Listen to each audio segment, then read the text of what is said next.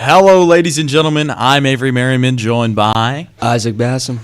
And today is the last day of Rival Talk Sports Radio. It's a sad day. No. The final show. No. Ladies and gentlemen, what a pleasure it has been. I just want to say, start off first by saying, what a pleasure it's been. Me and Isaac, Dude, it's just been awesome.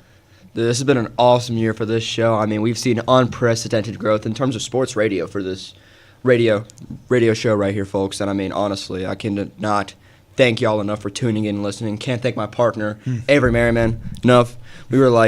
We kind of combined the two shows because I was going to do this podcast and he was doing his own thing. And we were like, we'll combine and do this sports radio show. Because we haven't really had a sports radio on My Pulse Radio. It really, yeah, it was a historic thing, really. Dude, we kind of set the groundwork for the future Is it crazy to generations. say that we're the best radio show of all time at My Pulse Radio? I think it's somewhere. It's in there. It's in the mix. We're It's in the mix. It's in the mix. I'm It's not top five. I'm not aware of the history of sports radio here at My Pulse Radio, but I do want to say I think we're the best. we're up there. I think we're the best. We're up there. All right. Anyway, got that out of the way. First segment, we're starting off with the NBA playoffs. Holy crap. I want to go ahead and bring up first. The Detroit Pistons are fraudulent. They've always been always been fraudulent. It's unbelievable. Dude, tonight they're gonna. Dude, Orlando has no chance. Orlando's only chance is Paolo Banchero turning into the literal recreation of Hakeem Olajuwon, because. No, not the Magic's hope. The Pistons' hope. The Pistons' hope is that Cade Cunningham. I mean, Have you seen the thing where people say that Cade Cunningham plays basketball the way J. Cole raps? Well, they've both experienced the fall off. Yeah. They've both experienced the fall off. We can say that because the Pistons, 60-win team, by the way, going up against 45-37 Orlando Magic. This team was scrapping in the play-in against the Charlotte Hornets to make it here, folks. The Charlotte Hornets. The Charlotte Hornets. The power of friendship team. Literally, the entire season, it was just the power of friendship. And they are giving the Pistons the belt. I mean, Paolo Banchero, what a guy. What a guy. Really. He stepped up his game in the playoffs. At the play-in tournament, we were concerned. We were. The concern was real. But then he's showing up against the top seeded Pistons. He started to hit his shots. I feel like it's interesting because I feel like the only reason the Pistons are down in this series is because they don't really have another scoring option outside of Cade. That's really the main reason, because Cade is just getting double-teamed on the drive every single time he steps in from the three-point line. It's unbelievable. You know, this reminds me of? It reminds me of a lot of older Knicks stuff back when we would get in the playoffs, but before we had Cat, when Brunson was, he was getting hounded. He was the only one. Because, Anunoby can hit a good three. Anunoby has a decent three shot. DiVincenzo was good too. But there was nobody else that really struck fear. Like, when you saw him pass half court, they were like, get him on this guy immediately. Right. It was only Brunson. And Brunson had to make all the plays. But yeah, Pistons, frauds. Is it fair to say the series is over? 3-1 in favor of the Orlando Magic. Ooh, they do go to. Okay, so they do go to Detroit. They go to Detroit. They will. Game 5 will be played in Detroit. I'm gonna go ahead and just take, dude. According to ESPN Analytics, Detroit has a 79.1% chance to win. That, you want to talk about some certified bullcrap? Detroit is a crazy place. Detroit. Obviously Detroit's a crazy place. It's Detroit. It's Detroit, Michigan.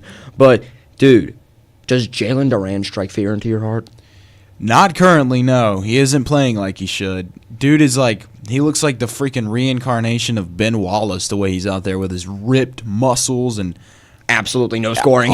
Unbelievable, terrible scoring, alley-oops only. But dude is a force defensively and rebounder. I'm gonna. Did you see Jamal Cain from the Orlando Magic smothered Duran's face with his... Who's Jamal McCain? Dude, that dunk, Jamal Cain spread his... Yo, no. On his face, dude. No. It was bad. It was bad. No. Dude, this guy, Jamal Cain, 5 points per game score. He's been four years in the league. I checked this last night. He's a bench 4 years in the league. rotational bench guy. Hasn't played more than 40 games in a season. And all 4 years. And this dude rubs his undercarriage on Jalen Duren's face. Oh, I'm retiring. And just ruins Jalen Duren's image. Oh, that's going to be on a poster somewhere. Somewhere, a child that gets bullied and is tall is going to have this poster in his room, and he's going to be like, I want to be like Jamal Cain when I grow up. One of the most violent dunks I've ever seen. Dude, when we go to break, we're going to have to watch pull that this. up, dude. It was bad. Dude, something that's not being talked about right now that needs to be talked about. What the heck is going on with Cleveland and Toronto? The series is tied at 2 apiece. Okay, hot take. Can I just give you all a hot take? Hot take? Donovan Mitchell is not a winning basketball player. Interesting. Jalen Brunson is more of a winning basketball player than Donovan Mitchell. Donovan Mitchell. Donovan Mitchell. Every time. Each team he's been on. He was with the Jazz. The Jazz had an insane roster. They had an insane roster. Go back to 2K20. Go look through that roster. They were deep from top to bottom. They had Joe Ingles on the roster because they could. They had Bojan Bogdanovic hitting threes because he's a sniper. And guess what? They didn't win nothing. They choked. They failed. Now, did they play in the Western Conference? Yes. Yes. But that team was good. Young Gobert was a decent scorer. He was decent, yeah, and he was More more of a force defensively than he is today. Yes. In that era. Yes, because teams just target him now. But Yeah. But back in the day, you did not go to the paint with Rudy Gobert because he was going to block you. Smack that thing out of there. Like, dude, he was just... You couldn't do that. And the Cavs right now are such a poorly constructed roster because it's so many of the same skill sets blended onto the same team. Like, I'm going to be honest, dude. The backcourt of Harden and Mitchell, great for scoring. Disgusting for defense. Yeah, it's gross. It really is. As a basketball enthusiast, I'm not a basketball knower like Avery is, but I'm a basketball enthusiast. I love a good defensive backcourt. Like, give me a Dennis Schroeder and Alex Caruso in there. But, dude, a both offense, no defense backcourt, it just doesn't work. It makes it hard. Very, very hard. I agree with you because it puts more pressure on Evan Mobley because if they're getting past them at the first level, there's a reason Jared Allen and Evan Mobley aren't going to succeed. It's exactly. These fast guards, you have especially in the Eastern Conference, you got your Halliburtons, you got your Brunsons, you got your Cunninghams that can just get past these guys and get to the rim. What do you do in that situation? Your forwards are out there. Yeah. Your wings are on the wings because everybody has 3-point shooting these days. You can't just let somebody go unnoticed. You can't win without 3-point shooting. Or unless it's Gabe Vincent, then you just leave Gabe Gabe Vincent. Vincent. Unless you just leave Gabe Vincent in the corner, but I digress. You know what I mean? Like, there's a reason this team doesn't succeed, and it's because they have no defense. They traded Darius Garland, a promising young piece, for a season of James Harden. And they gave the Clippers a young guy to build around. Yeah, but you never get honestly, the Clippers a good point I guard. like the trade because Darius Garland. He was I feel inconsistent. like Harden and Donovan Mitchell fit a lot more well together because I don't know. Darius Garland was. You can't have two undersized guards scoring the ball like that. It just doesn't work. Darius Garland's too. I mean, he's the point guard. He's the prototypical point not guard. very efficient. He didn't play well. He's very streaky. He's a very streaky guy. When he gets hot, he gets hot. But when he's cold, he's cold. By the way, rookie season, Darius Garland was the worst shooter, statistically the worst shooter in all of the NBA that year. Even worse than Lakers playoffs D'Angelo Russell. Yes. Way worse. It was bad. I think he only shot 39% from the field. Something like it was bad. Yeah. Oh, I forgot. Rookie Darius Garland was a bum. Nonetheless, dude. But I really do. I don't know, dude. James Harden, the way he's playing right now and the way he's acting, the body language and the way you can tell he just wants to win this one. He's locked. He's locked in. He's locked, and it would really suck to see them lose. This series, but I don't know, dude. It's really hard to tell because the Cavs. If the Cavs do win this series, I don't see them going much farther. They will play. They're going to play the winner of Pistons match. So basically, they're going to be playing the Magic, and I'm going to be honest right now. Paolo Banchero is going to put whichever guy they put on him in a blender. Interesting though, because dude, Paolo Banchero versus Evan Mobley is an interesting matchup. I'm taking Paolo Banchero. Evan Mobley, he's a very tall 4. He can. He's mobile for his size. He's an excellent defender. He's a 5. Paolo Banchero is very physical. I don't know. That'll be a tough matchup. That'll be very gritty. That'll be a very gritty matchup. very Yeah, gritty you're gonna have to. Both guys are gonna have to buy their buckets. Yeah, and It's- there's going to have to be a lot of guard play stepping up for the Orlando Magic. Yeah, their guards have not. I mean, Yeah, Jalen Desmond- Suggs gonna have to Desmond Bain is gonna be Pull his happy own to weight. hit. Desmond Bain, yeah. He's been doing good. Desmond, I like the Desmond. He has Bain been trade. playing well. He has been playing. I like that trade for the Magic back when they made it. I overreacted a bit because I was like, whoa, hold up. It was hold. interesting. It was interesting because like we didn't know how he would fit, but he's fitting really well. He is playing very well, stepping Dude, up. my glorious New York Knicks beat the Atlanta Hawks, winning a critical Game 5. What a critical game. Dude, holy crap. Absolute cinema, dude. Do you know how much I love Jalen Brunson? I think the Dude. viewers know. Dude, Jalen Brunson is like the best point guard in the NBA, and you can't tell me otherwise. Oh, okay. Dude, no. Shh. Jalen Brunson has brought this franchise from poverty to conference finals contenders. Mind you, this guy has a great roster around him. He has easily, top 3 wing duo in the league in Mikal Bridges and OG Anunoby? Yeah, 100%. Because, I mean, dude, last year this team was going up against the reigning champion Boston Celtics, who, pre-Tatum, I like to bring this up because people always say, Tatum got injured, that killed him that series. Pre-Tatum, we were killing them. Yeah. Like, dude, we went to Boston, and we were stripping the ball out of Jaylen Brown's hands like it was candy. Mikal Bridges stripped the ball out of his hands like a 5th grader because he just could. And Tatum, and apparently Joe Mazzulla, nothing shakes this guy more than Mitchell Robinson on the field court. Mitchell Robinson. Dude, Mitchell Robinson was giving him nightmares. Like, he was moving with Tatum. Healthy Mitchell Robinson was moving with Tatum. Dude, Mitchell Robinson, underrated athlete. Yeah, Dude, I do he want to can- say that. He's a 7-footer. Like, he can, for his He can size, move, bro. He can move when he's healthy and he's moving. That's an absolute nightmare. It's a for nightmare, team. yeah. Because I mean, with Tatum's. I don't want to say he's like robotic, but he's kind of like wooden with his crossovers and his handles. He kind of does the same exact thing over and over again, and it's sometimes Sometimes you gotta watch. it works, and sometimes you just got to watch in awe. But other times, it's what's coming. but that's what Jaylen Brown's there for. Jaylen 'cause Brown's he the can wild go card. and provide the little explosiveness and the variety of scoring. I am scared though because I'm not happy to play either the Sixers or the Celtics because Now that Joel Embiid is back, by the way, 30-point game last night. Yeah, Joel Embiid came back and dropped 30 on the Celtics. What a win that was. Dude, what an insane win! I'm gonna look at what the series is Yeah, right now. perfect timing for them, bro. Dude, Boston leads 3-2, but I'm pretty sure the next game is in Philly tomorrow at 8 p.m. That's going to Philly. I'm I calling think- it right now. I Philly's think winning that game. I can't lie, dude. Also, can we just give credit to Andre Drummond? Yes, yes. Can we give credit? No, Andre Drummond haters, this is not your time. Andre Drummond is hitting corner threes. He's getting rebounds, and he's making it nightmarish. He still provides, bro. He's making it nightmarish to go in the paint. What a job for him to, because Joel Embiid wasn't there for the first 2 games of the first 2 games of the series.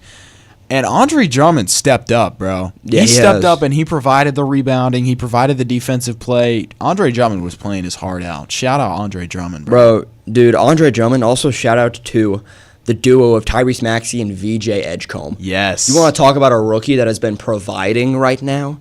VJ Edgecombe and Tyrese Maxey give me nightmares.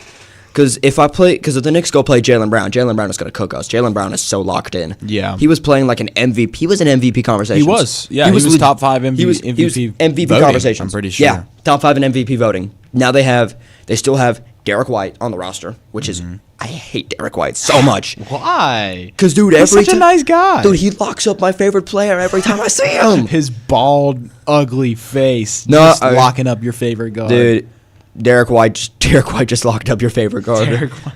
But, dude, and the Sixers and the Celtics, that's going to 7 games. I'm just going to call it. Like, I think Philly takes this one home, but then they're going to go Boston, and that can go either way. Yeah, it could go either. Yeah, I agree. They have completely. ESPN has Boston at a 61.7% chance to win. Let's move that closer to 49%. Yeah, because you going to Philly, them fans are loud.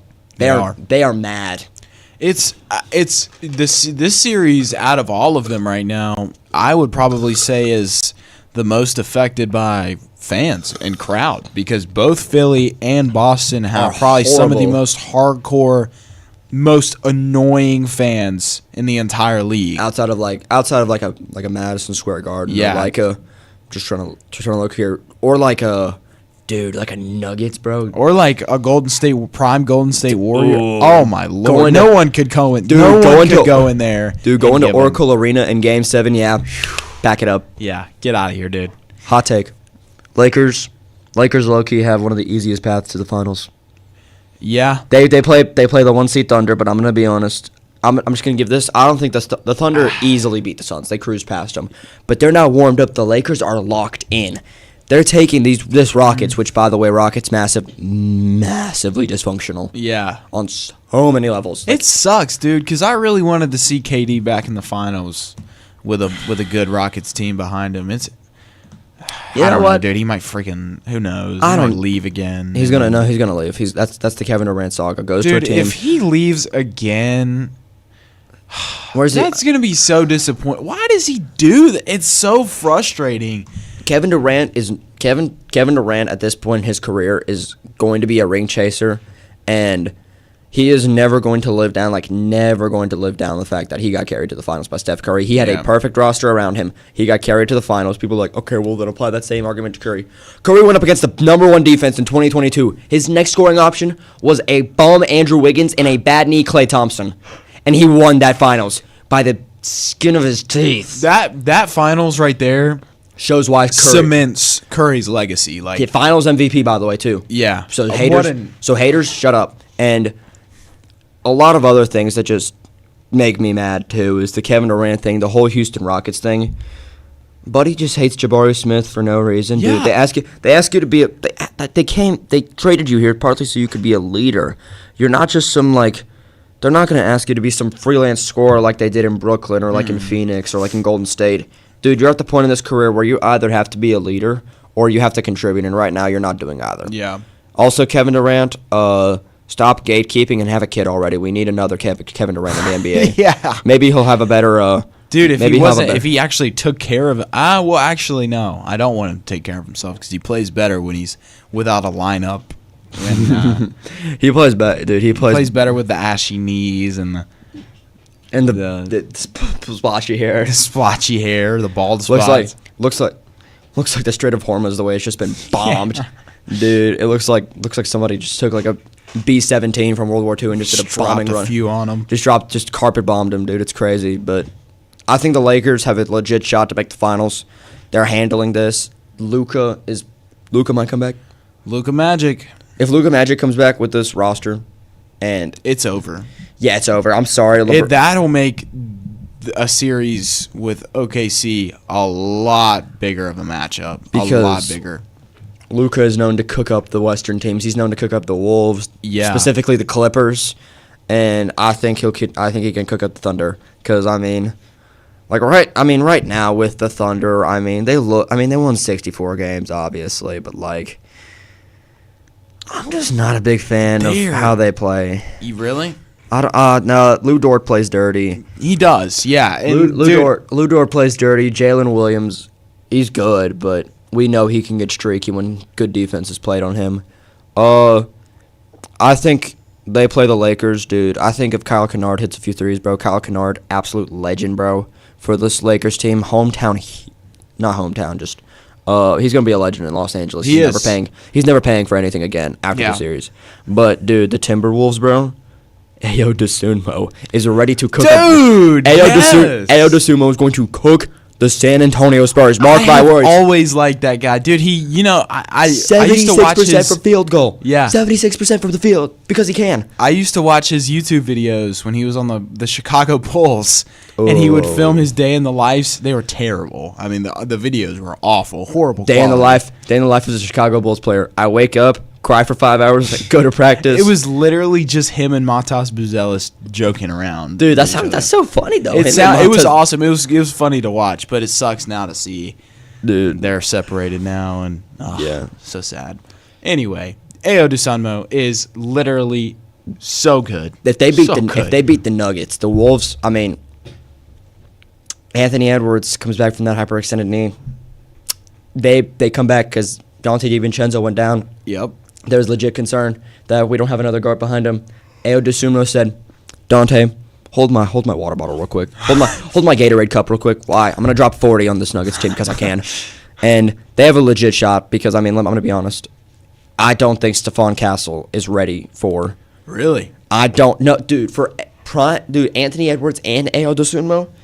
Dude, Yeah. that backcourt duo, the way they're able to, the way Ayo Dosunmu is able to cause a little bit of chaos. He's not a great defender, but he's able to do it. And the way Anthony Edwards plays like he's broke, because he probably will be after all the baby mamas come together and sue him. good But Lord. that's a conversation for another time, folks. They're What a assembling. smart decision, by the way, by Anthony Edwards To just pay the mill- Just to just- pay the mill and get it out of the way. Pay the mill and get it out What the a way. smart guy.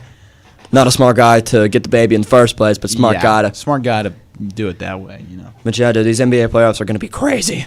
Crazy. Lot of crazy. game sevens in the future. Yeah, this is probably one of the most exciting first rounds we've seen in a while. to Yeah, be because honest. it's really contested. Yeah. The Thunder are the only sweep, and there's usually a lot more. I mean, the East, the West is that more refined, more polished basketball. The East is just gritty. It's gritty. It's Like hard. It's Celtics, tough. Celtics, Sixers hate each other. You know what Knicks, Hawks hate each other.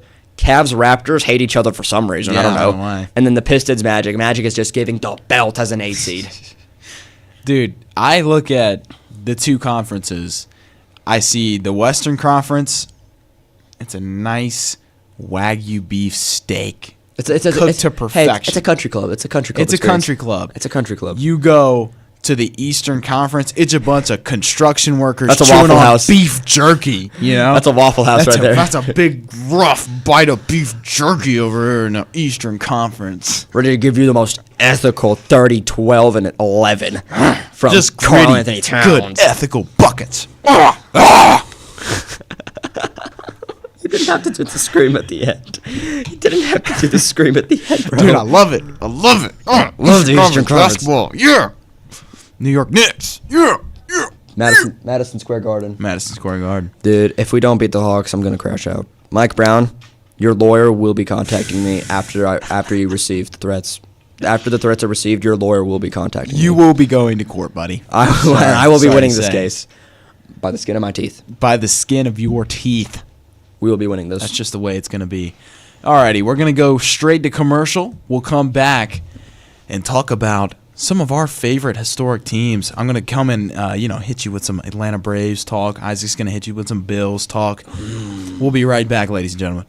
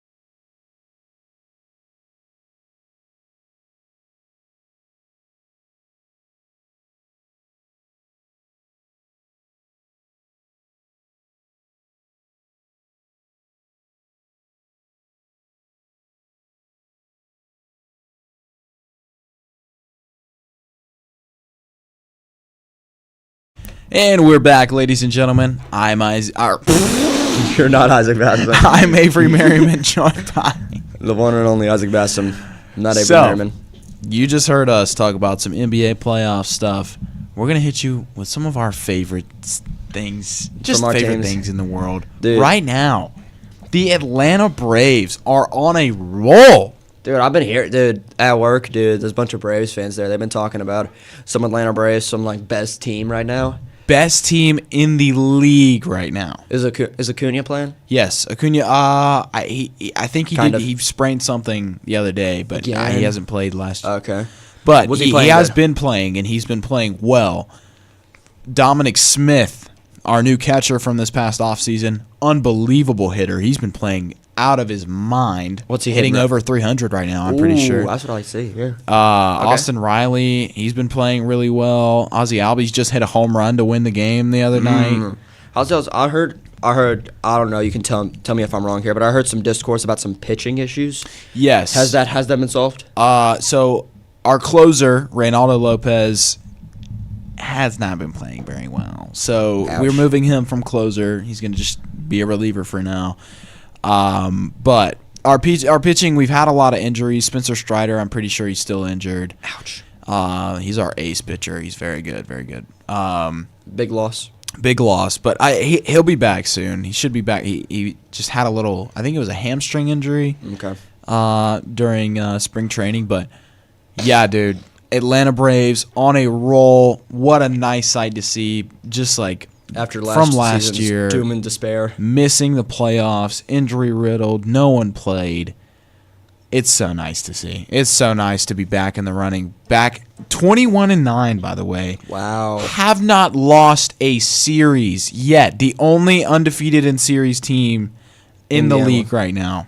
Wow. So we're talking about like 30 games in, 21-9. I know there's 182, but like at this point, is there a lot of World Series discourse for the Braves right now? 100% as far as Braves fans goes. Any Braves fan you'll ask, yes, we're winning the World All Series. right, realistically, But though. realistically, yeah, I have to say because for some reason they keep putting us at like 5 in the power rankings. But You Bro, need to see more. I think they need to see more. They need to I see do some think- people come back from injury because yeah, 180 games. once we have So many everyone that we need on the roster right now, especially with Matt Olson and Austin Riley playing with how they have been, it's over locked. for the league. It's over because You think you can go out and beat the Dodgers?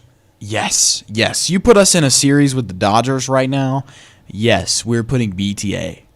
I'm not saying we're going to sweep the series, but we're putting up a good fight. The Dodgers. The Moneyball Dodgers, who just spend billions upon billions of dollars for Japanese Good prospects. Lord, just throwing money at 'em. I mean, if it ain't broke, don't fix it. Yeah. But I mean, you really think? But like, that's a back-to-back champ. That's a back-to-back champion right there. Mm-hmm. You really you honestly think right now we put them in a series, a World Series right now. Okay, everybody's healthy. Everybody's at 100%. Everybody's healthy. Okay, For them and for you, you really think you can go toe-to-toe with the Dodgers and win a World Series with Yes. everybody healthy? Yes. Wow. Yes.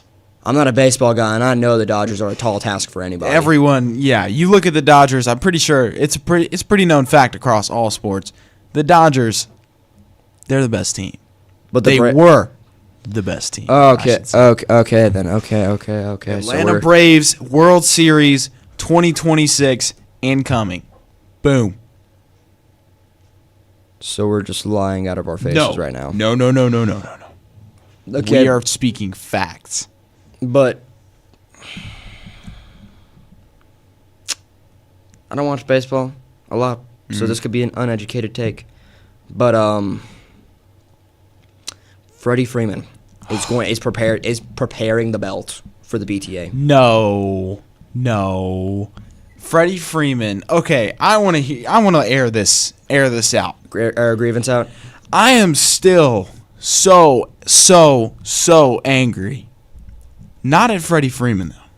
What are you? Not at Freddie Freeman. And Your Freddie front office? Freeman isn't angry with us. You Are want you- to know who I'm angry with? the front office. Number one, the front office. But number two, and it's more of their fault, Freddie Freeman's agent. You want to know? You want to know something, Isaac? Let's hear it. You want to hear the story of how Freddie Freeman didn't go back to the Braves? Sure, let's hear it. Freddie Freeman was supposed to go back to the Braves. Okay. He was going to re-sign with the team. Okay. He wanted to stay in Atlanta. That was his forever home. He's been in there. He's been with us since like 2009. Dude is homegrown, basically. Okay, yeah. And his agent hid the fact that the Atlanta Braves offered him a contract, and only he pushed the Dodgers contract towards Freddie Freeman, like, hey, this is your hometown. You know, saying you're that- from LA, you're from Wow. California. Go and take this contract. and he hid the fact that the Braves sent him a contract offer. He hid the Braves contract offer from Freddie Freeman. Was the money comparable? It was comparable. It Okay. was probably definitely. It wasn't as much as the Dodgers were offering. Definitely not. But it was close. comparable. Okay. It was a comparable offer, and it was definitely a very good offer. It wasn't like the Braves were skimping him on anything. No, that's been with him since 2009. This guy's gonna be a big ticket. He's been our best player for years. He's the best hitter in the entire league up until Shohei Ohtani came in. Yeah. Dude is an RBI machine. He's the best hitter. Okay. And probably in the 2010s, late 2010s, Freddie Freeman's up Freddie there. Freeman, he's the best hitter in Okay. all of Major League Baseball, So you think a little deception aside from happened maybe with that Mike age? Trout. You think that agent got a little deceptive? He got a little greedy. You think because he the agents, they get a little cut. They get a little. You think the Dodgers cut was a lot more than the Braves cut? Yeah, You think the Dodgers may have incentivized him? You think there was Yeah. some backdoor handshakes made? I think the fact that Freddie's from LA and he came out of California, the narrative would have been pushed. the I narrative see. would have been pushed. He's going back to his hometown, but it's unbelievable. It was a shock. It really was, because this dude has loved our franchise. He's won a World Series with our franchise. Was this like a Damian Lillard to the Bucks kind of thing? It was. I think it Wow. was. 'Cause And I you know know what would be Trail- awesome if he came back. if he came back like Damian Lillard did. I don't know, man. He's getting older. Yeah, I think he's pretty happy on the Dodgers right now. Yeah, And I think he'll retire. back with the to back Dodgers. World Series with the Dodgers. He's probably going to retire with the Dodgers, and that just makes me even more heartbroken. It's an unbelievable fact that it happened. It's in the past. Freddie Freeman, we all still love you, dude. We all still love you here at the Atlanta Braves. We all will welcome you back if you want to come back. with open arms. We will still cherish you either way. Freddie Freeman, you're still the GOAT in my book, dude. You're still the GOAT. Signed, Avery Merriman. P.S. Please come back. We need you desperately. Please come back. Please come back. We don't need you desperately, but Avery needs you back. for Matt his mental Olson, health. he's filling your position well, but he can never fill the shoes like you did. The Freddie stretch.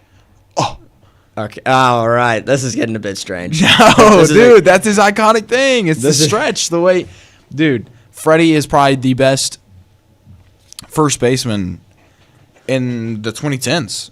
If I'm being honest, the best Dang. fielding first baseman. Dude won Gold Gloves. The stretch he did is just iconic. It's his thing. It's Freddie's thing. He just goes out and gets it. He does. He just did. goes out and gets it. He played third base one time. I remember. I think I went to a game when he played third base. Very Because he interesting. played third base in high school. But, yeah. Very interesting, dude. Dude, on the subject of people stretching out, I want to talk about somebody. Oh, God. One person who got to my book. Talk about Josh Allen, bro. Oh. Want to talk about a kid that was doubted on? Dude, can I just go on a little rant here, bro? Yeah, go ahead. Josh Let 'em know. Allen screwed up the scouting process for quarterbacks entirely. Yeah. The kid very small, went to a JUCO college out in California, then transferred to Wyoming, played some D1 ball, was good. Was iffy though. The accuracy was iffy, but the arm and the mobility was there. Like, this guy can get out of the pocket and launch it 50 yards for a touchdown on Yep. any given day. But the accuracy was a big question. The processing was a big question, which is something in quarterbacks that you'd like to see more out of. And the Bills traded up and got Josh Allen, and I remember there was a lot of bad taste in people's mouths. They thought that Brandon Beane was an idiot. They wanted him fired. They said this is just another E.J. Manuel, just an athletic quarterback who can't process, can't make decisions. And that was true for a little bit. But then he locked in. But then Brian Daboll unlocked this man's potential, and Josh Allen became a beast. He started trucking DBs and hurdling linebackers and launching 80-yard bombs down the field. And as soon as we got Stephon Diggs, it was over. It was over. Like, Stephon Diggs came, and in the first year as a Bill, he had the most receiving yards from a first-year Bill receiver ever. It's like 1,400 yards. Really? Yeah, it was like 14. I did It's not like know it's that like stat. 1,400 odd yards. But it was a fantasy demon. But Josh Allen literally screwed up the scouting process. You know how I know? Because the Colts took Anthony Richardson in the top 5 when he should have been nowhere near the first round. You think you really? Yes, dude, he had no Anthony That's Richardson. an interesting take. Anthony Richardson had little starting experience. He had less I don't want to say less intangible, but he had a lot less processing than Josh Allen did. Yeah. He was more, I would say that the build of him was closer to Cam Newton than it was Josh Allen, because Cam Newton was a lot more bulkier. Josh Allen's a little more taller. He's a lot more leaner than Cam Newton was. Cam Newton was a lot more stocky, as well as Anthony Richardson. But Anthony Richardson should have been nowhere near the first round. He should have stayed another year at college. He should have developed, should have actually started the season because of the injury bug. And there's a reason he is now buried on the Colts depth chart, because you just can't scout quarterbacks properly anymore, because everybody wants the next Josh Allen. I mean, or people like Patrick Mahomes, who have the mobility, the way they're able to create outside of the pocket, the way they're able to be mobile but still be a field general. I've said this for a while, and people have agreed with me. Carson Wentz walked so Patrick Mahomes could run. Carson Wentz, Brett Favre, quarterbacks like that. Quarterbacks, I don't want to say Aaron Rodgers, because Aaron Rodgers is more of a statue, but quarterbacks that could get mobile, could get out of the pocket and really sling it and make unbelievable throws. Sure, are they going to throw a lot of interceptions? Yes, but who's in the top of interceptions ever? Brett Favre, Peyton Manning, Tom Brady. Like, guys that were gunslingers, guys that were not afraid to push the ball down the field. And single-handedly, Josh Allen screwed up the scouting process for quarterbacks entirely, because there's Anthony Richardson was a top 5 pick for a reason, folks. And it's because they said, what if we can get Cam Newton or Josh Allen? Like, that's crazy. But you need to put them in the right situations. They need to go to a place where they can process. Josh Allen had a 1 in a million thing where he got Brian Dable. He got a good offensive coordinator that put him in a great system. If you're going to draft a quarterback like that, you need to send him to Los Angeles Rams or San Francisco 49ers and Minnesota Vikings. Guys that can put these guys, coaches that can put these guys in quarterback-friendly offenses that will allow them to showcase their skill sets and not punish them as much for their processing. I was going to ask you, do you think Josh Allen becomes the Josh Allen we know today without Brian Daboll? Do you think he still becomes good? I don't know. That's a great question. I really don't think so, because the system that he put Josh Allen in, a lot of play action, was able to really, like, I don't think he was under center that much. I think he played out the shotgun a lot, because he's taller, so he can see the field clearly. So I think he's playing out of the shotgun a lot, doing a lot of play action. I could be wrong there. Diehard Bills fans, more diehard than me. If you want, correct me in that. Go correct me in the comments.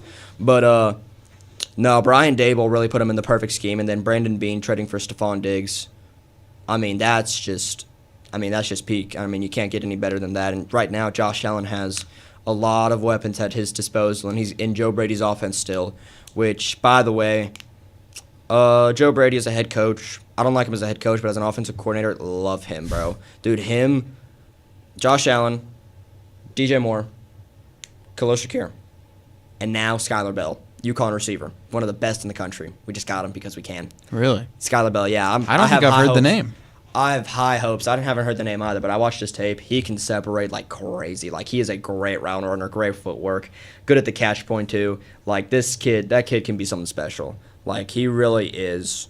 Like, the best, I think, is like the pro comp for him was like at his boom is Amon-Ra St. Brown. Really? Because, I mean, he's scrappy. He's a little smaller guy, but he's scrappy though. He can release off his routes well. He's not the biggest guy, but he doesn't have to be, because he gets 5 yards of separation every route. Out of UConn. UConn not known for their receivers. UConn not really known for their prospects in general. Yeah, generally not a very big football school. More of a basketball school. Didn't they only just reinstate a football program like a few years ago? I think so, right? Yeah. Yeah. They didn't have one before. They're a basketball school at heart, but I mean it's showing they can produce some prospects. And something else, another hot take before then we go to an extended bash where I bash everybody. Hot take here. The greatest single season from a running back ever is O.J. Simpson. O.J. Simpson's first 2,000 rushing yards career. You can hate on me for his off the field issues. Yes, was he a horrible person off the field? Yes. We're just throwing that out there. But we're just strictly the football player. Strictly as a football player, this guy averaged more rushing yards per game than Saquon Barkley did his 2,000 yards, more than Adrian Peterson did in his 2,000 yards, more than Derrick Henry did in his 2,000 yards. What about Barry Sanders, though? In my book, Barry Sanders is far and away the best running back in NFL history. I think so too. I think so. He's the best running back. I'm talking about single seasons. As far as single season, but Barry Sanders had a great season. Barry Sanders' 2,000-yard season versus O.J. Simpson's 2,000-yard season. I think we got to give the credit to OJ here because he played with less games and he played in a much harder era of football. True. The 90s and 80s were especially hard on running backs in that era. That's why we had the Will Campbells that could not Will Campbells. I was going to say the Earl Campbells, very comparable name, sorry. But they had the Earl Campbells of the era that could just power through anybody because that's what you needed. But for O.J. Simpson to be able to do that in like the 70s, 60s, back when we were in the early days of the Super Bowl era, back when guys were literally making illegal pads. illegal pads. You know how they had like the tape and stuff on their arms back in the day? Like the club. Yeah, dude, the Raiders, they would get like the material you make casts out of, and they would harden it and put it under the pads. And some guys had like literal like metal plates in their What? stuff, so you could just go up and hit him. Like Good one guy, Lord. like their center had like he forever had a broken thumb, but it was really just like hardened cast around his thumb, so he could get it up So and he could- drive it into his neck and like push people forward. Yeah. Like this was that era that we were in back when Night Train Lane, one of the hardest hitting DBs ever. The Night Train necktie, there's a reason horse collars exist, and it's because Night Train Lane was giving them on the regular. Like, Buddy just grabbed here and held on for dear life. Mm-hmm. And for O.J. Simpson to be able to live in that era and succeed in that era of football and have 2,000 yards in a season, I got to give it to him. But in terms of best running back, though, I'm going to have to give it to Barry Sanders. But somebody else that needs to get brought up in the conversation a lot more in terms of best running backs ever is Derrick Henry. Derrick Henry. He needs to get brought up a lot more. People are forgetting him because he's on the Ravens and he's not been doing great. But I watched something the other day about Derrick Henry, about how crazy he was.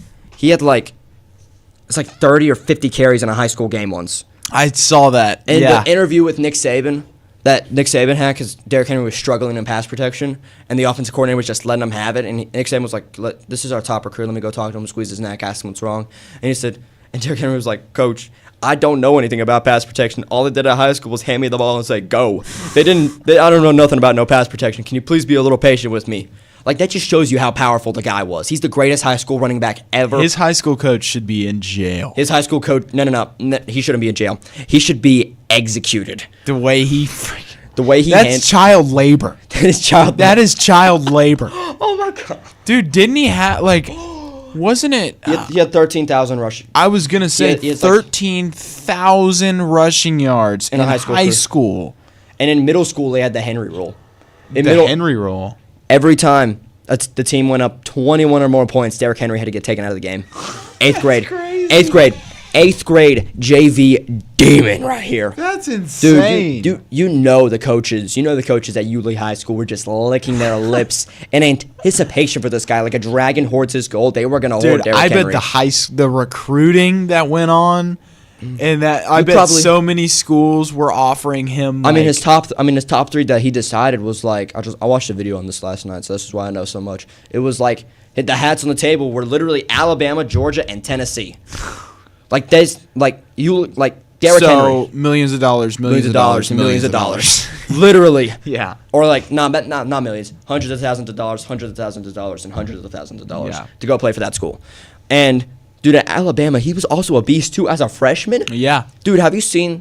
Dude, he was in that he was in the running back room with what? Josh Jacobs? No, I don't think he was. that. No. Was that later? I think Josh Jacobs came later. I think it was. There was another is this notable true? name.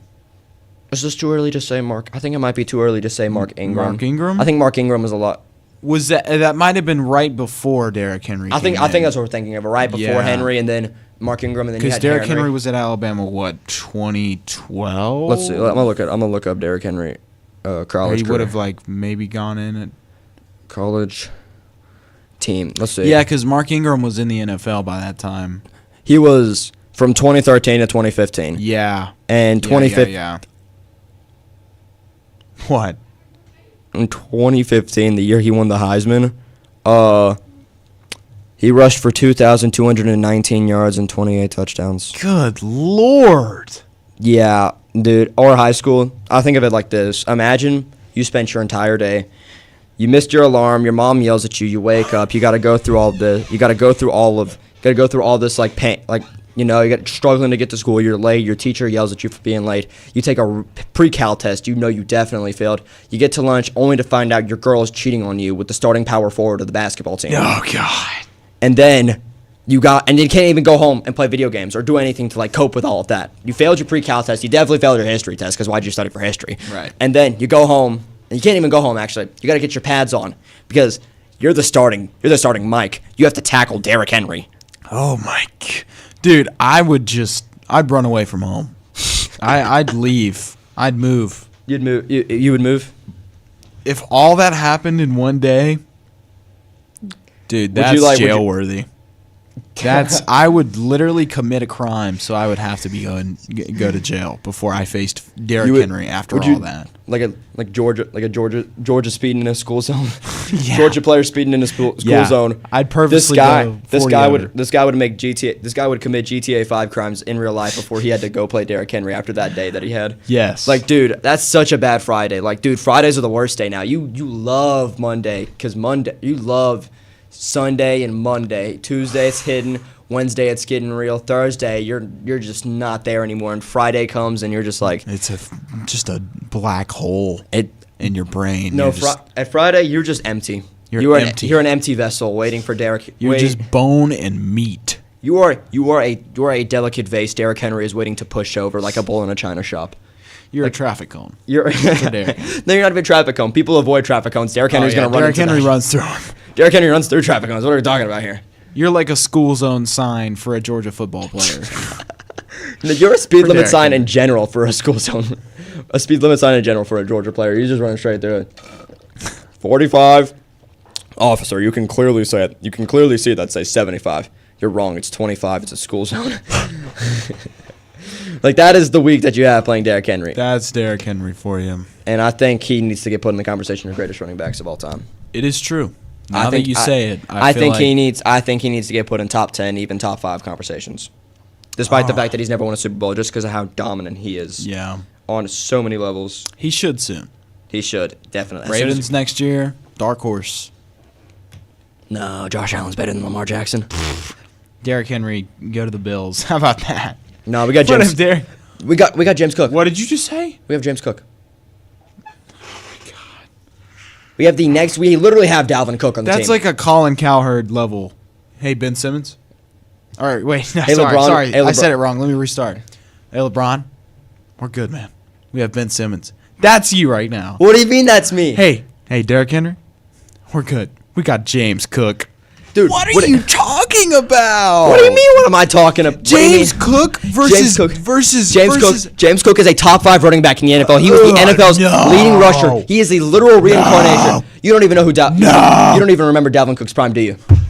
What? That is literally Dalvin Cook reincarnated. My dad was a diehard Florida State fan. I know about Dalvin Cook. Let me tell you about Dalvin Cook in college. Let me tell you about James Cook in the NFL. He's the NFL. What do you know about the 2015 Florida State Seminoles? What do you know? I know that Dalvin Cook. Jameis Winston, Dalvin Cook, Derwin James, Jalen Ramsey. What do you know? What do you know? Man, what do you know about? Man, what do you know about that, man? What do you know about that? Nothing. Derwin James can't make an open field tackle. He can only hit. Jameis Winston is. At least he cracks skulls. That's what That's when Derwin James does. Jalen Ramsey got moved to free safety to prolong his Jalen career. Ramsey's washed. Jalen Ramsey's more washed than the laundry at the house right now. But Jameis Winston. You're a receiver on a nice summer day in Jacksonville, Florida in 2017, and you're thinking, oh, man, what a nice day it is. Oh, Jalen Ramsey. Oh, my God. Oh, my God. Oh, dude, on that subject, dude, I'm just going to be honest right now. A more recent play that strikes fear. You're an offensive tackle on a crisp, beautiful day in Columbia, South Carolina. Oh, Lord. And you're just like, oh, it's such a great day to protect my quarterback. He's on the ground. What do you mean we're moving back? What do you mean he's on the ground? Dylan Stewart, where did he come from? Dylan Stewart? No. Dude, you want to talk about a defensive end that struck fear? I'll give you this. If I'm ever to talk about one South Carolina player, yeah, you know what I'm about to say. Jadeveon Clowney. Talk about a guy, Outback Bowl, famous hit. Lord. Buddy took matters. Bro, what's the Thanos quote? Fine, I'll do it myself. The Buddy's helmet went flying. I just have to break your neck. I'm just a messenger. I'm just a messenger. Messenger. Dude, you want to talk about other players like South Carolina players, because obviously Clemson has their players, Florida State has their players, Indiana has their players now. But dude, you want to talk about players that struck fear into the other opponent's heart? Let's talk about some Deebo Samuel at wide receiver.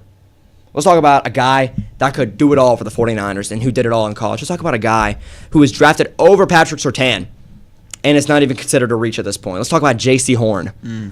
Talk about a guy drafted before Patrick Surtain at number 8. Patrick Surtain went 9 to the Broncos. Now that you look at it, it's kind Deebo of Samuel versus Patrick Surtain. You'd rather have J.C. Horn? PS2, but Yeah, I'd rather have PS2. Yeah, but I mean, to be fair, it's not as crazy as an overdraft as it was like 2 years ago when J.C. Horn was always injured and Patrick Surtain was putting up monster numbers.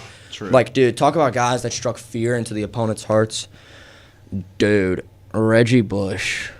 Reggie Bush. He was born too early. He was. He was born way too. The reason why he didn't do good in the NFL is not because he was bad. It's because they didn't know how to use him. Mm-hmm. They tried to make him be a traditional back, take inside zones. He wasn't that. That wasn't Reggie Bush. Reggie Bush. You know what? Heisman. Dude, and also something else. A little bit of ball knowledge before do a little bash him. Do you know who Chris Carson is? I do know who Chris Carson is. Chris Carson walked so Kenneth Walker can run. Chris, what an excellent take, dude. Chris Carson is literally just thinking about the other day. Chris Carson is literally Kenneth Walker. Chris Carson was Kenneth Walker before Kenneth Walker was a thing. You want to talk about a guy? Talk about backs that were patient, Le'Veon Bell, but you also got to bring up Chris Carson. Yeah. A guy that's not very powerful. He's short, but he's big, but he's not very powerful. He can get the arm out, but he's not going to be like, on the goal line, trucking him in to get in the end zone. That's not who he is. He's taking it from the 20, 80 yards to the house because he's that fast, and he's that elusive, and he's also patient. We're talking about patient running backs. 2018 Yeah. Seahawks. Chris Carson. Yeah, Yeah, right. Okay. Chris Carson. Just yeah. making sure. Yeah, Just Chris making Carson. Because injuries robbed him of his career. Right. Dude, Chris Carson, him, Le'Veon Bell, and now Kenneth Walker, dude. Talk about running backs that are patient. Talk about guys that are elusive as crap. What a dangerous offense. Dangerous Seahawks team. See what I did there? Yeah, Russell I see what Wilson. you did. They got you had Metcalf still, you had Lockett still, you had Russell Wilson going stupid, but then you had Chris Carson on 3rd and 5 catching a halfback screen. Just forget it. This was like late and great Legion of Boom era Seahawks. Dude, danger. No, it's not even late. That's not Legion of Boom. That's Danger Russ. Danger Russ. The Danger That Russ was era. Russ's team. That was Danger Russ's team. And so real, dude. But yeah, that's an excellent take, right? Is that an excellent take? I agree. I like that take. Because, I mean, similar builds. similar as builds well. thin yeah, Interesting. very- I think Kenneth Walker's a little bigger. I think he's a little smaller. Really? Chris Carson? Chris Carson was a lot stockier. I feel like isn't Kenneth Walker a little taller? Too? I think Kenneth He's Walker's like maybe a little taller. an inch or two taller. Yeah, Chris Carson was a lot stockier. I think he was closer to like a Zach Charbonnet build in terms of stockiness and like how broad the shoulders and the pads were. But like, yeah, dude. And also, I'm not taking back what I said. Derrick Henry, we're good. James Cook is here. God, what a butt take. Want to talk about a booty butt cheek take? butt booty cheek take? You want to talk about a butt? It's reasonable because James Cook, he's been on the Bills for a long He's a time. top 5 running back Bills in the fans NFL. love him. He's a top But 5 running bro, I'm taking Derrick Henry over James Cook Derrick any Henry, day of Derrick the Henry, week. Derrick Henry right now are prime 2,000-yard rushing Tennessee Titans. Derrick Henry. Obviously, I'm taking prime 2,000 yards. Derrick Okay, Henry. fine. That's not an okay. Fine, then I'm taking Derrick Henry in that stance. But Derrick Henry right now, we're good. We have our backup running backs. We have a deep running back room. We got Ray Davis, who you probably don't even know who Ray Davis is. I think I do just purely because of Madden franchise. Yeah. Anyways. No, but I think Anyways. no, but I think So. We just, talked. It's about to be History. the final Basham. Basham segment. Get ready, ladies and gentlemen, because it's going to be a big one. It's going to be a big, dirty Basham segment. We'll be right back. Play a few commercials. See you soon.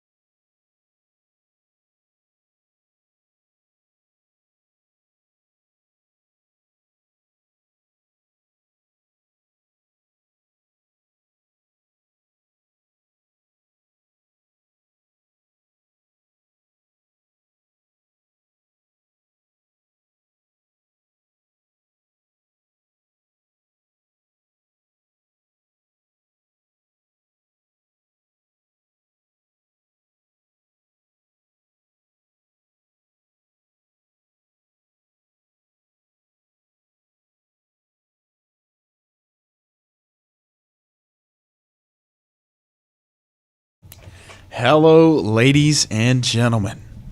Once again, I'm Avery Merriman, joined by Isaac Bassam. and this right here is the final Basham segment of the year. It's a sad day. It's a very sad day. No, it's not. I'm too angry about some teams. Oh, God. I'm too angry. We talked about the history of our teams, talk about some things in the NFL and the MLB we enjoy. Let's talk about some things that I hate, that I just hate with a passion. I hate the fact. You know what I hate more than anything? What do you hate more than anything? I hate Diego Pavia.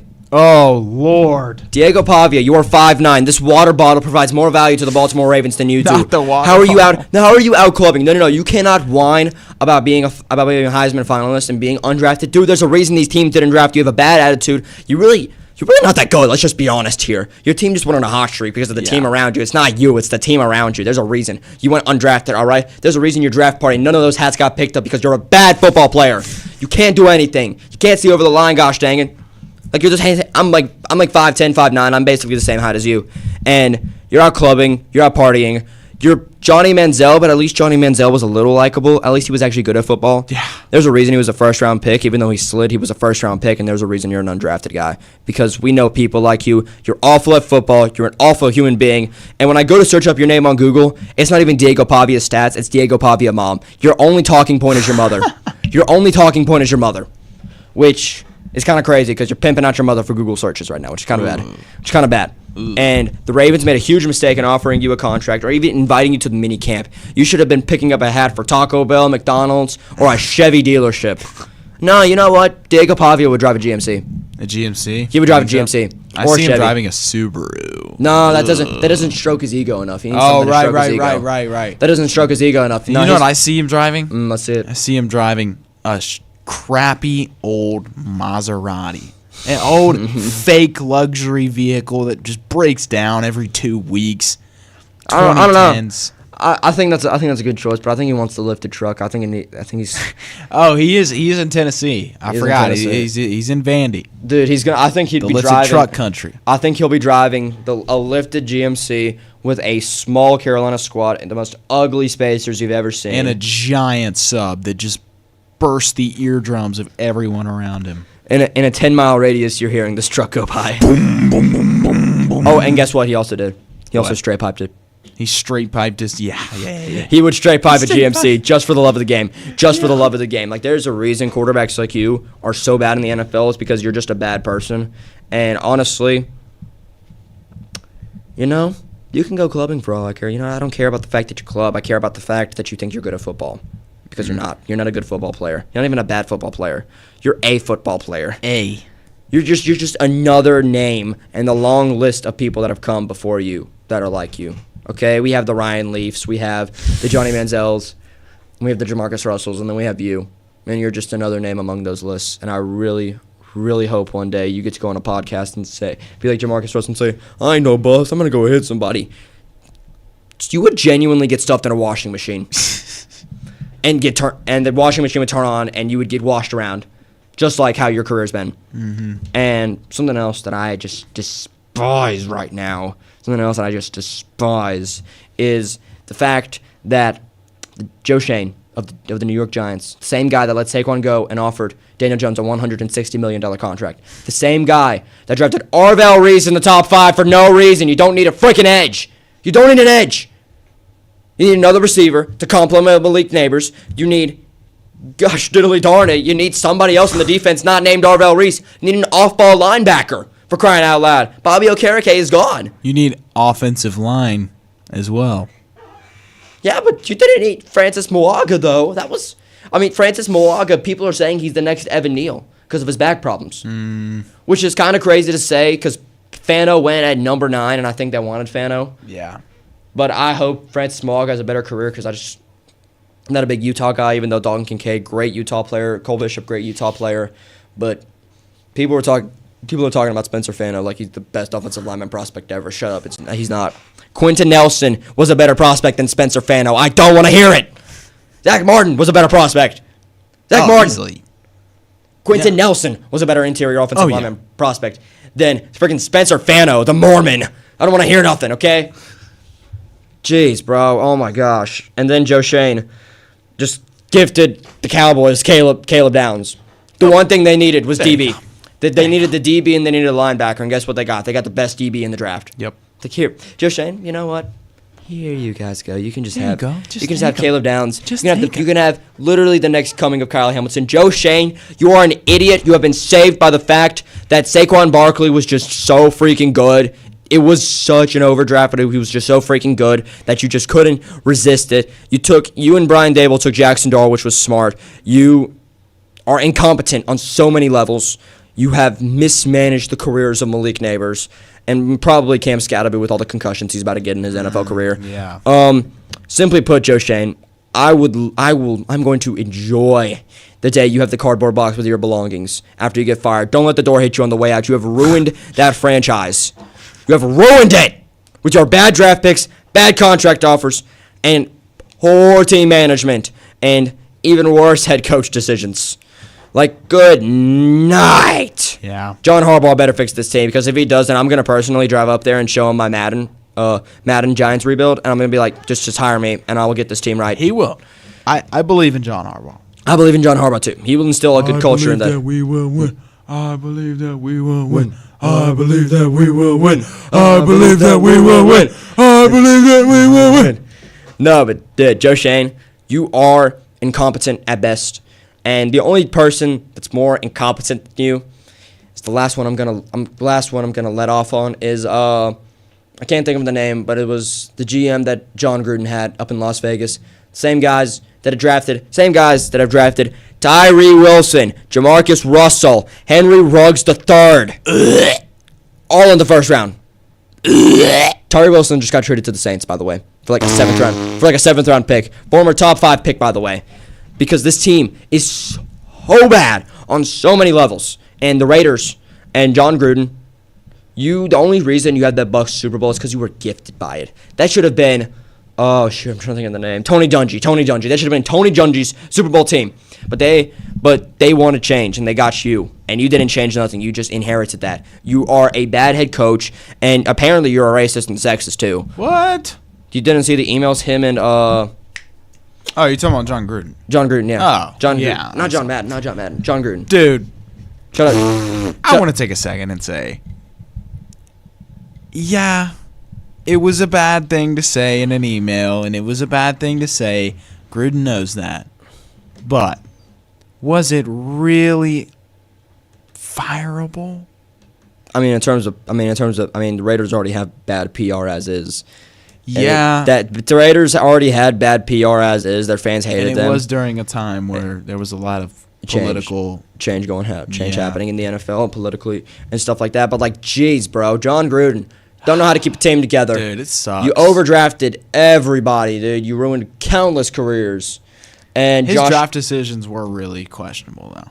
Yeah. Cleveland Farrell at number 4. Are we joking? Oh my God. Cleveland Farrell at number. No. I don't want to hear the Clemson number. I know. Hey, I'm not disagreeing with you. What a bust. What a reach. Of all the Clemson D linemen you could have chose, Cleveland Farrell. And then apparently Christian Wilkins couldn't handle himself on the Raiders, and Max Crosby had to get him kicked off, dude. That's what it does. It turns good football players into bad football players. It would. I could leave this water bottle sealed right here, and John Gruden would find a way for it to have arsenic in it. Somehow, some way, if I left a sealed water bottle in a Raiders facility for a year of a football, it would end up poisoned in the most undrinkable substance on earth, because that is how bad the Raiders organization is. It's because of you, John Gruden, and GMs that have come through and made such poor decisions. And apparently, you just like Washington cheerleaders more than actually managing your own football team. Apparently. I digress. You know what? I'm not even going to say game is game, because there's no game. There's no game to be played here, because apparently you're more concerned with drafting guys that go 150 miles an hour in Las Vegas and end up in jail for it, and not, developing good football players. Mm-hmm. I hope the Raiders do good this year. I really do. I do as well. This team has been so mismanaged over the years because of John Gruden. Hey, Tom Brady's there now. Tom Brady's been taking over the reins. They made a lot of good signings. They had a good draft. They have Max Crosby again. They do. I say, dude, middle of the pack. like a 7 Las Vegas Raiders like a little this year. 7-10, 8-9 team. Yeah, a little smooth, a little crisp 8-10 or Okay. 7-10. Okay, I can see that. 8-9. I can That's see what that. I'm saying. But honestly, I digress. Oh, actually, one more thing, and then One I'll go. more.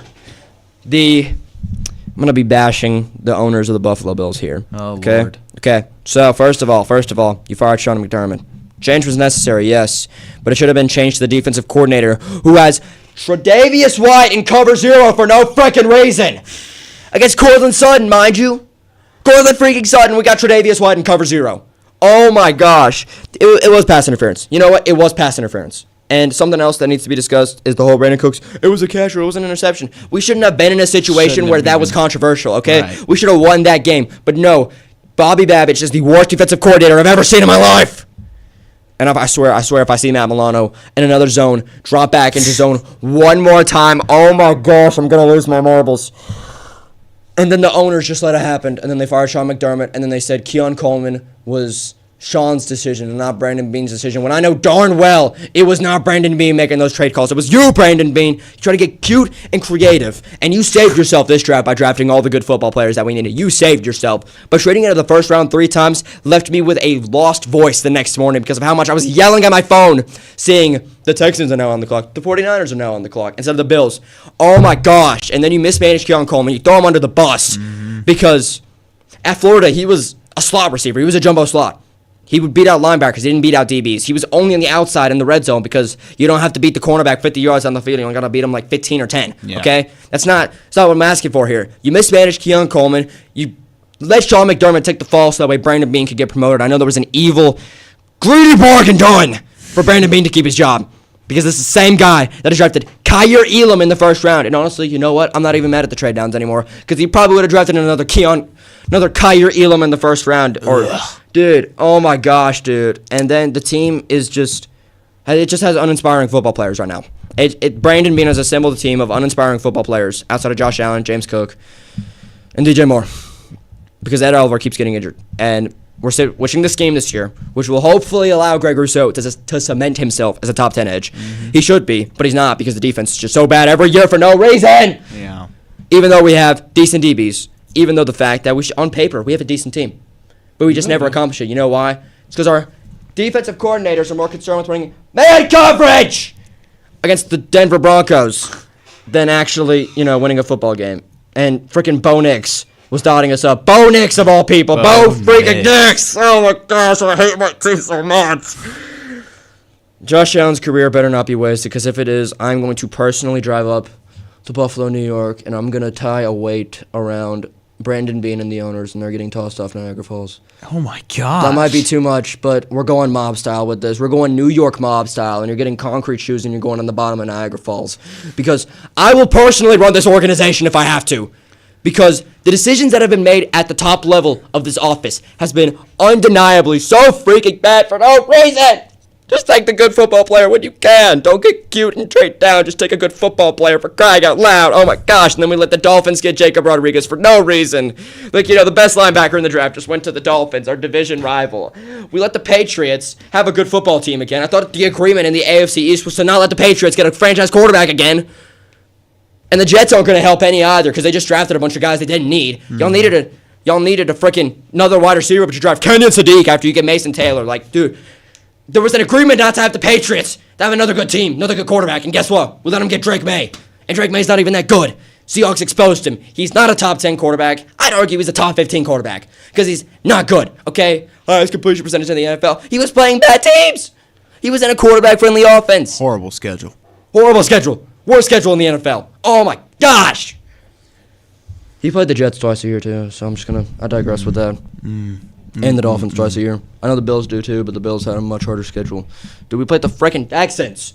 The Texans decided to turn around and just go ham on Josh Allen because our offensive line protection schemes are so bad for no reason, even though we have a top 10 offensive line in the NFL and probably a top 5 tackle duo in the NFL in Spencer Brown and Deion Dawkins.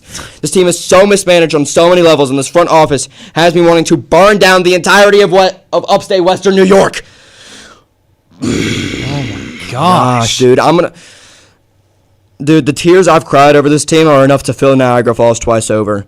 The playoff losses that I've seen to the Chiefs, to the Broncos, to the Bengals even, dude. The freaking Bengals beat us in the playoffs, dude. Joe Burrow with no offensive line beat us in the playoffs. At home, by the way. In the snow. Literally Josh Allen's domain. And we lost that game. With Stephon Diggs on the roster, by the way. So the receiver talk cannot stop. So the receiver talk stops there because Stephon Diggs was on the roster. Excuse me, folks.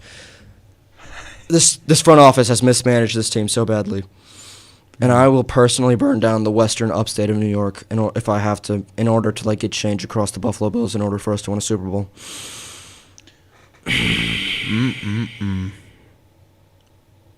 I'm done. I have no more. That's it. I've shed my tears. Well, Oh, jeez. what a heated Basham segment that was. My goodness. Ladies and gentlemen, it is the end. I want to take a second. And say thank you guys so much For tuning in and for watching. listening and watching and listening to us babble on and on about random sports and random things, and random players and teams and people, and just thank you so much. Even if you just watched one episode, clicked off, and said, "Oh, these guys suck," thank you for clicking, anyways. Thank you for staying on for long enough to know that we suck. Yeah.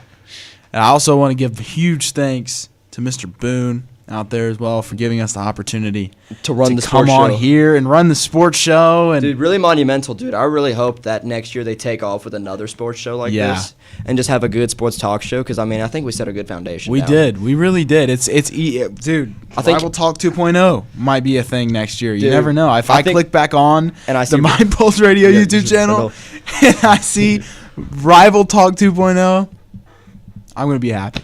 I'm gonna be personally happy. commenting in the YouTube chat. Yeah, I'm going to be like, Hey, Isaac Basham here. oh, we have a legend in our midst. Oh my gosh. Isaac Bassam. We need to get him on the show immediately. No. No, but dude, it has truly been an honor. And I'd like to give a shout out to my co-host Avery Merriman here. Thank you so much. Dude, without him really running the technical side of the show, without him giving us some great knowledge about the NBA and the MLB, I don't know if we'd be here today because I'm a big NFL guy and a partial NBA guy, but I'm not a big MLB guy. So I'd like to give a special thanks to Avery for expanding the ball knowledge that we could share on this. Thank you to Isaac for his football knowledge. My God, dude, this guy's freaking smart, dude. Dude, no, and it's Freaking cover zero, cover two, whatever all this junk that he's saying is. dude, I mean, Smart. Wouldn't be the same show without him. Thank you, Isaac. hours and hours of Madden, man. Teaches you how to read a defense. I could be a good quarterback if I was athletic enough because I just know how to read Probably a defense. also a lot of Madden playing into that as well. Running Oh, your yeah. own defense. Yeah. Oh, yeah, baby. No, but it's truly been an honor, folks. Thank you all to all who listened, all who stayed with us through the highs and the lows of all of our favorite teams. Whether or not we won or lost, we came on here and we did an excellent show. Yep. It was a great time. It was awesome. Dude.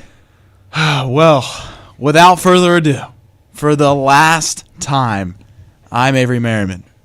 And I'm Isaac Bassam. We're signing off. Peace. See you guys when we see you. Peace out, folks.